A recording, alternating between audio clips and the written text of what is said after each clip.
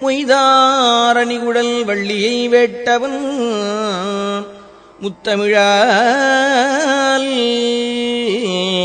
வைதாரையும் அங்கு வாழ வைப்போன்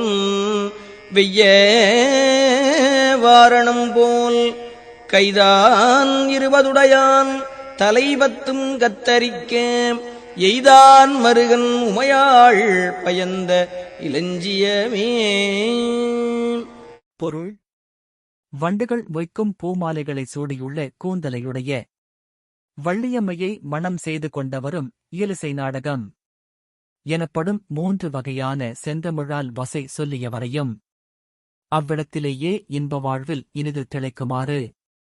அருள் புரிபவரும் கொடிய மதையானை போன்றவனும் 20 கரங்களையும் உடைய இராவணனது 10 தலைகளும் விட்டுண்டு வீழக் கணையை விட்டு அருளிய இராமபிரானாக அவதரித்த திருமாலின்